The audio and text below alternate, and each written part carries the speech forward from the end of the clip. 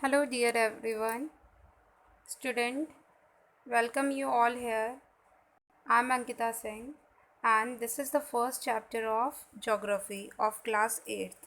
As we all know that we had one lecture over this chapter, and we have discussed about the resource, what are the natural resources, what is the meaning of resource, what is the meaning of natural resource, and we have done what are the different types of resources. Dear student, we have already discussed about the biotic, abiotic resource, renewable, non-renewable resource, actual and potential resources. We have done these things in the previous lecture, and we have already discussed about why resources are regular and continuous. We have also discussed the distribution of different type of resources in different areas. What are the distribution of resources? We have seen that resources have uneven distribution over all the countries. Now we will move further in this chapter, and we will discuss what is the next we have to discuss about this chapter. So we will move to the next topic of this chapter.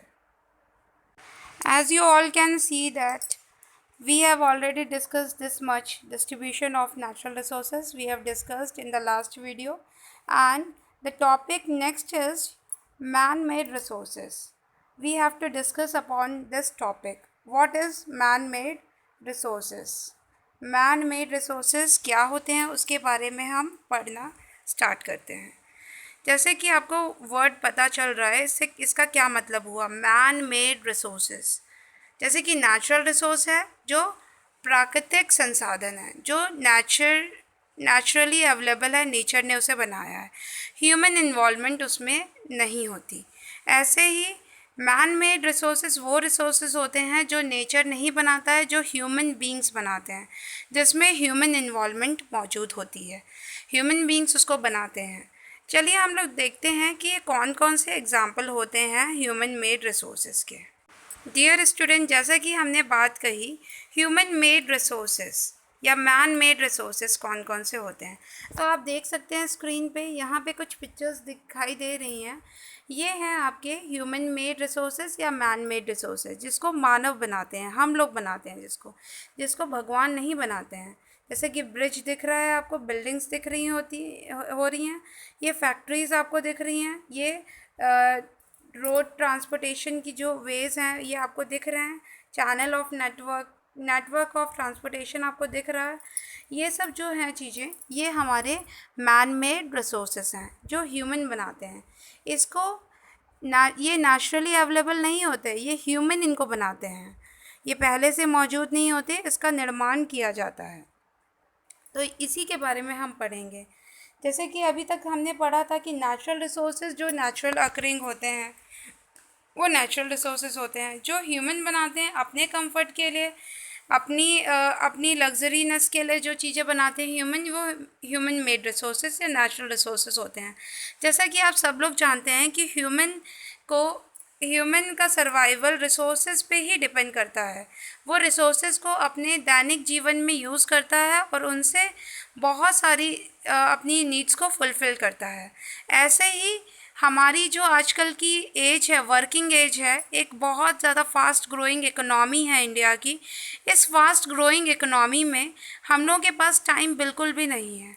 तो fast moving करने के लिए हम लोगों को कुछ ऐसे resources, कुछ ऐसे साइंटिफिक चीज़ों की, टेक्नोलॉजीज़ के इम्प्रूवमेंट की ज़रूरत है, जिससे हम अपने काम को जल्द से जल्द कर सकें।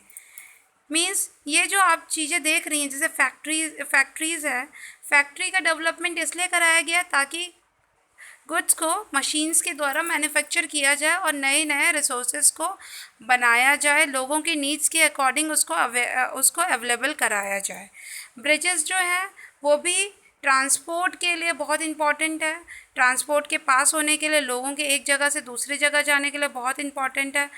घरों की बहुत ज़्यादा ज़रूरत होती है, इसीलिए क्योंकि लैंड लैंड जो है वो लिमिटेड है। अगर इसीलिए यहाँ देखा है हम लोगों ने कि अलग अलग बहुत बड़ी बड़ी ऊंची ऊंची इमारतें लोग खड़ी कर देते हैं ताकि वो उनको एक हाउसिंग फैसिलिटी मिल सके। तो ये तो हो गया मैन मेड रिसोर्सेज के बारे में, जो कि बहुत इम्पॉर्टेंट भी है हम लोगों की सर्वाइवल के लिए, क्योंकि अगर ये रिसोर्सेज का इसका ऑप्टिमल यूटिलाइजेशन नहीं किया गया तो ये रिसोर्सेज बर्बाद हो जाएंगे, ख़त्म हो जाएंगे, इनकी वेस्टेज होगी। तो रिसोर्सेज को बहुत ब्रिलियंटली और अच्छी तरीके से इनको यूज़ करने के लिए इसको अलग अलग तरीके से टेक्नोलॉजीज़ के से इसको डेवलप किया गया है। अब हम आगे देखते हैं कि इस चैप्टर में और क्या क्या बताया गया है।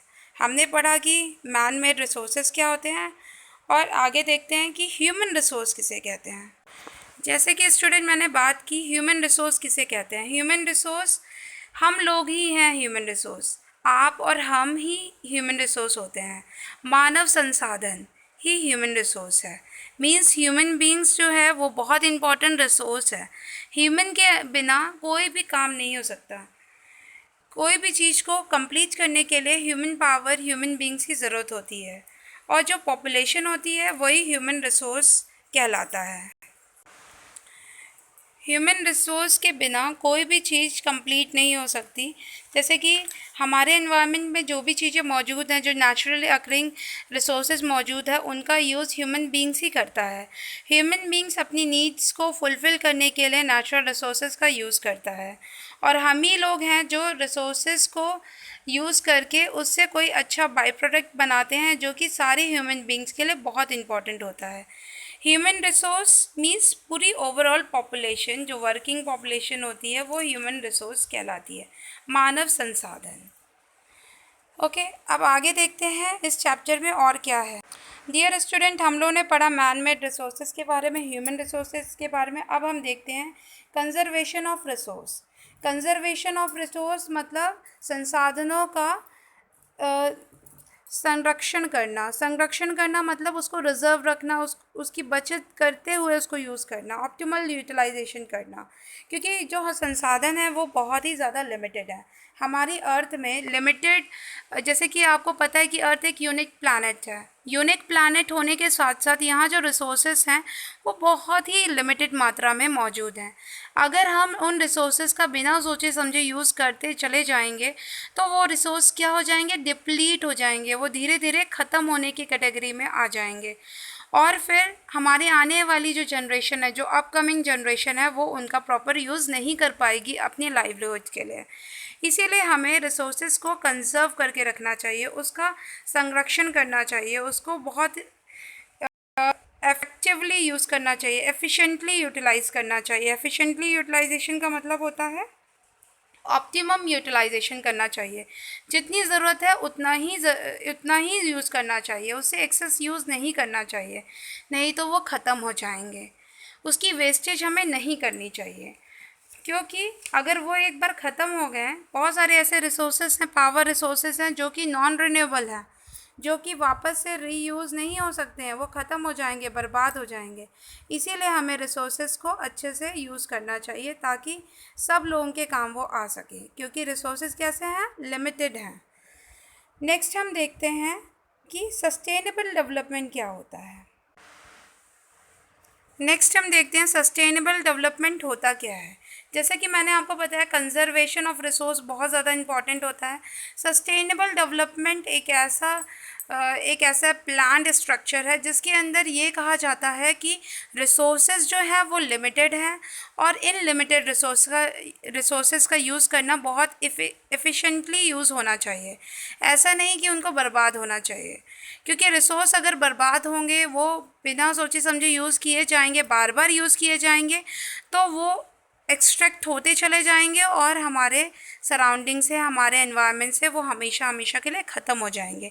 तो सस्टेनेबल डेवलपमेंट का मतलब है fully utilization of resource without any wastage. Okay dear student, इस चैप्टर में यही था, इतना ही था। अब इस चैप्टर में एक बार फटाफट से हम रिवाइज़ कर लेते हैं कि हमने क्या क्या पढ़ा। इस चैप्टर में हमने पढ़ा कि नेचुरल रिसोर्स क्या होते हैं, रिसोर्स किसे कहते हैं। हमने ये भी पढ़ा कि रिसोर्सेज कितने टाइप्स के होते हैं, रिसोर्सेज हमारे लिए क्यों ज़रूरी है, रिसोर्सेज का डिस्ट्रीब्यूशन हमने देखा। मैन मेड रिसोर्सेज क्या होते हैं ये हमने पढ़ा। ह्यूमन रिसोर्स क्या होते हैं इसके बारे में हमने जाना। हमने ये जाना कि कंजर्वेशन ऑफ रिसोर्सेज क्यों ज़रूरी है। साथ ही साथ हमने देखा कि रिसोर्सेस का सस्टेनेबल डेवलपमेंट होता क्या है, सस्टेनेबल डेवलपमेंट होता क्या है उसके बारे में भी हमने पढ़ा। डियर स्टूडेंट, इस चैप्टर में इतना ही था। अब नेक्स्ट चैप्टर मैं आपको नेक्स्ट लेक्चर में प्रोवाइड कराऊंगी उसका वीडियोस। तब तक के लिए आप मेरे साथ जुड़े रहिए। मेरे चैनल को सब्सक्राइब करिए, लाइक करिए, शेयर करिए, कमेंट करिए और बेल आइकन को प्रेस करना भूलिए मत, ताकि आपको मेरे लेटेस्ट वीडियो के अपलोड्स आपको मिलते रहें। डियर स्टूडेंट, मेरे वीडियो को देखने के लिए थैंक यू। और इस वीडियो के माध्यम से मैं समझती हूँ कि आपकी काफ़ी हेल्प हो जाएगी, आपको ये चैप्टर अच्छे से समझ में आ जाएगा। नेक्स्ट चैप्टर मैं आपको नेक्स्ट लेक्चर में प्रोवाइड कराऊँगी। Thank you everyone, thank you for watching. Bye bye.